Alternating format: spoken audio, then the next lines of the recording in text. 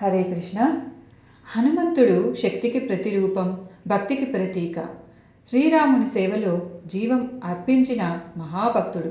కానీ మీరు ఎప్పుడైనా ఆలోచించారా, ఈ విశ్వంలో అద్భుతమైన శక్తుల్లో ఒకడైన హనుమంతుడు అసలు ఎలా జన్మించాడు, ఎందుకు పుట్టాడు, ఆయన జన్మ వెనుక దాగి ఉన్న రహస్యం ఏంటి, వేల సంవత్సరాలుగా ఎవ్వరూ చెప్పని ఆ నిజం ఏంటి అని ఈ వీడియోలో మనం తెలుసుకుందాం. హనుమాన్ అవతారం అది కేవలం ఒక వానరుడి యొక్క పుట్టుక కాదు, అది ప్రపంచ సమతుల్యాన్ని తిరిగి నిలబెట్టినటువంటి ఒక దివ్య ఆజ్ఞ. త్రేతాయుగంలో దేవతలు, ఋషులు, భూమి తల్లి కూడా ఒక సమస్యతో బాధపడుతూ ఉన్నారు. అయితే రాక్షసులు పెరిగి ధర్మం సైతం తలదించుకునింది. రాక్షసరాజు రావణుడు తన తపస్సుతో అన్ని లోకాలపైన ఆధిపత్యాన్ని సంపాదించాడు. ఇక భూమి తల్లి విష్ణువు ముందు ప్రాధేయపడింది. ప్రభు, ధర్మం క్షీణిస్తుంది, ఈ దుష్టశక్తిని నాశనం చేయగల మహాశక్తిని పంపించు, మీరే ఈ లోకాన్ని కాపాడాలి అని ఇక విష్ణుమూర్తి శ్రీరాముడిగా అవతరించడానికి సిద్ధమవుతూ ఉండగా శివుడు కూడా నిశ్శబ్దంగా తన పనిని ఆరంభించాడు.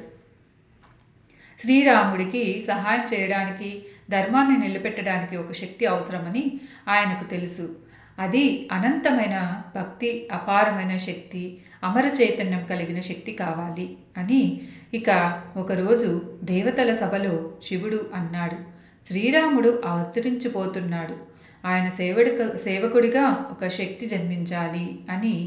ఆ శక్తి నాలోని భక్తి రూపం అవుతుంది. నా తేజస్సు అతనిలోనికి ప్రవేశించి శ్రీరాముడి సేవలో తనను తాను మర్చిపోయే భక్తునిగా అవతరిస్తుంది.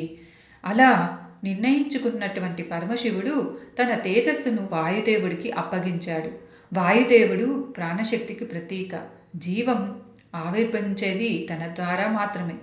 ఆ తేజస్సు వాయు ఒక స్త్రీ గర్భంలోకి చేరుస్తాడు. తన పేరే అంజన. అయితే ఇక్కడే మీకు ఇంకో విషయం కూడా తెలియాలి. అసలు అంజనాదేవి ఒక అప్సరస. ఒకసారి శాపం కారణంగా ఆమె వానరుల రూపంలో భూమిపైకి జన్మించింది. ఆ శాపం తీర్చుకోవడానికి ఆమె కఠినమైనటువంటి తపస్సును ప్రారంభించింది. పరమశివుణ్ణి ప్రార్థించింది. ఏళ్ల తరబడి చేసినటువంటి కఠోరమైన తపస్సు తర్వాత పరమశివుడు ఆమె ముందుకు వచ్చి అన్నాడు, నీ తపస్సు నన్ను ప్రసన్నం చేసింది, నీ గర్భంలో అవతరిస్తాను, నా తేజస్సు నీ ద్వారా ఈ భూమిపైన జన్మించబడుతుంది. ఇక అదే సమయంలో దశరథ మహారాజు కూడా పుత్రకామేష్టి యజ్ఞం చేస్తున్నారు. ఆ యజ్ఞం నుండి ఉద్భవించిన పాయసం పక్షి చేత అంజనా దగ్గరికి చేరితే ఆ పాయసం తాగిన వెంటనే శివుని తేజస్సు వాయువు ద్వారా ఆమె గర్భంలోకి ప్రవేశించింది. ఇలా భూమిపైన మహాశక్తి జన్మించడానికి ఒక వేదిక సిద్ధమైంది. వాయుపుత్రుడు మరియు శంకర నందన అనే పేర్లతో వెనుక దాగి ఉన్న రహస్యం హనుమంతుడు. హనుమంతుడు వాయు పుత్రుడు అని పిలువబడతాడు. ఎందుకంటే ఆయన గర్భంలోకి ప్రవేశించిన శక్తి వాయువు ద్వారా వచ్చింది కనుక ఆ శక్తి శివునితే కావటంతో ఆయనను శంకర సువన అని పిలుస్తారు. ఇక్కడ ఇంకో అర్థం కూడా దాగి ఉంది. వాయువు అంటే ప్రాణశక్తికి ప్రతీక, శివుడు అంటే శివశక్తి చైతన్యానికి ప్రతీక, అంజన మాతృత్వం మరియు ప్రకృతికి ప్రతీక. ఈ మూడు కలిసినప్పుడు పుట్టినదే భక్తి యొక్క సాక్షాత్కారం. అతనే హనుమంతుడు. అతను దేవుడు కాదు, మనిషి కాదు, ఒక దివ్య చైతన్యం. అతను శివ చైతన్యం యొక్క అవతారంగా పిలువబడుతుంది. ఇక అంజనాద్రి పర్వతం యొక్క వివరాలు. హనుమంతుని జన్మస్థలం కూడా యాదృచ్ఛికం కాదు. అతను పుట్టిన ప్రదేశం అంజనాద్రి పర్వతం. ఇది కేవలం ఒక పర్వతం కాదు, ఇది యుగాల తరబడి దేవతల తపస్సులతో పవిత్రమైనటువంటి స్థలం. ఋషులు చెప్తారు, అంజనాద్రి పర్వతం చుట్టూ గాలిలో కూడా శక్తి ఉంటుంది అని. భూమి ఆ శక్తిని ఆవహించి దాన్ని ఆహ్వానించేలా సిద్ధమైతే అక్కడే అంజనాదేవి తపస్సు చేసి హనుమంతుడు కూడా జన్మించాడు. ఇక సూర్యుడు, శని మరియు శక్తి యొక్క పరీక్షలు హనుమంతుడు పుట్టిన కొన్ని రోజులకే తన శక్తిని చూపించాడు. ఒకరోజు ఉదయించే సూర్యుని పండు అనుకొని ఆకాశంలోకి ఎగిరిపోయాడు. దేవతలంతా హడలిపోయి ఇంద్రుణ్ణి పిలిచారు. ఇంద్రుడు తన వజ్రాయుధంతో హనుమంతుణ్ణి తాకాడు.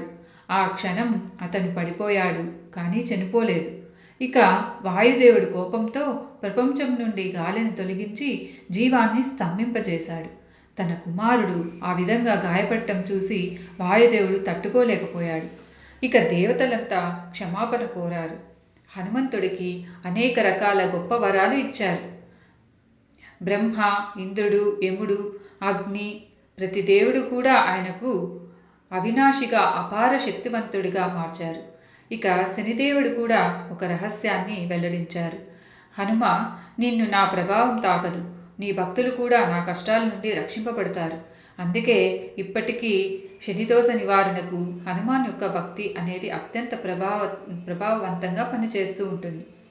హనుమాన్ అవతారం మానవులకు ఇచ్చిన ఒక గొప్ప ఆధ్యాత్మిక సందేశం. అది ఏమిటంటే శక్తి భక్తి ద్వారా మాత్రమే జాగృతమవుతుంది. శక్తి భక్తి ద్వారా మాత్రమే జాగృతమవుతుంది. శివుని యొక్క చైతన్యం వాయు ద్వారా అంజనా గర్భంలోకి ప్రవేశించినట్టే మనలోని దివ్యశక్తి కూడా భక్తి ద్వారా మాత్రమే మేల్కొంటుంది. హనుమాన్ యొక్క జన్మ మనకు చెప్తుంది. సేవలో జీవించడం అంటే దేవుని పొందటం. రామునికి సేవ చేయడం ద్వారా ఆయనలోనే ఆయన తనను కనుగొన్నాడు. హనుమంతుడు పుట్టినదే రాముని సేవ కోసం. ఆయనకు తానెవరో అనే గర్వం లేదు. తన శక్తివంతుణ్ణి కూడా గ్రహించలేదు. రాముని దాసునిగా ఉండడమే నా జీవితం అని భావించాడు. అతను భక్తికి ఇదే అత్యున్నత రూపం. సేవలో తనను మర్చిపోవడం. ఇక లంకలో రావణుడు అపహరించిన సీతామాత ఎక్కడ ఉన్నారో తెలుసుకోవడం అసాధ్యమైన పని, కానీ సముద్రాన్ని సైతం లంఘించి లంకలో దొంగచాటుగా ప్రవేశించి ఆమెను కనుగొని ధైర్యం ఇచ్చాడు. ఇది కేవలం ఒక దూతకార్యం కాదు, భక్తుడి యొక్క ధైర్యం, బుద్ధి యొక్క చాకచక్యానికి ప్రతీక. రావణుని సైన్యాన్ని తిప్పుకొట్టి లంకలోని అధర్మాన్ని ధ్వంసం చేయడానికి హనుమంతుడు తన తోకకు నిప్పు పెట్టించి లంకను సైతం దహనం చేశాడు. ఇదే దుష్టశక్తులపై ధర్మశక్తి యొక్క ఘోర ప్రతీకారం. లక్ష్మణుడు యుద్ధంలో అపస్మారక స్థితిలో ఉన్నప్పుడు ఆయన ప్రాణాలను రక్షించడానికి హనుమంతుడు హిమాలయాలకు ఎగిరి మొత్తం సంజీవి పర్వతాన్ని పెకలించి తీసుకువచ్చాడు. ఇది ఆయన శక్తి మాత్రమే కాదు, భక్తుని యొక్క త్యాగభావం, అలాగే అచంచల సంకల్పం. యుద్ధం తర్వాత కూడా హనుమంతుడు రాముని పక్కనే ఉన్నాడు. ఆయన రాజ్యాభిషేకంలో పాల్గొని రాముని కిరీటం కంటే రాముని పాదాలను సేవించడం గొప్పదని భావించాడు. ఇదే ఒక భక్తికి పరాకాష్ట. సేవలో అంతం ఉండదు అని చెప్తుంది. శ్రీరాముడు భూమిని విడిచిన తర్వాత కూడా హనుమంతుడు ఇంకా ప్రాణంతో చిరంజీవిగానే ఉన్నాడు. ఆయన కలియుగంలో కూడా భక్తుల్ని రక్షిస్తారు అని వరాన్ని పొందాడు. అందుకే హనుమంతుడు చిరంజీవి అయ్యారు. ఇప్పటికీ భక్తులు పక్కనే ఉండే దైవశక్తిగా మారారు. హనుమంతుడు కేవలం మానవుడు కాదు, అతను భక్తి రూపం, చైతన్య శక్తి, ధర్మానికి కవచం, శివుని తేజస్సు, వాయువు ప్రాణం, అంజనాదేవి గర్భం. ఈ మూడింటికి సమ్మేళనం మనకి ఇచ్చింది హనుమంతుడే. ఇది కేవలం పుట్టుక యొక్క గాథ కాదు, మనిషికి ఇచ్చినటువంటి మార్గదర్శనం. భక్తి అంటే శక్తి, సేవ అంటే సత్యం. దీన్ని తెలుసుకున్నవాడు హనుమంతుని వంటి మహాశక్తివంతుడిగా మారుతాడు. హరే కృష్ణ.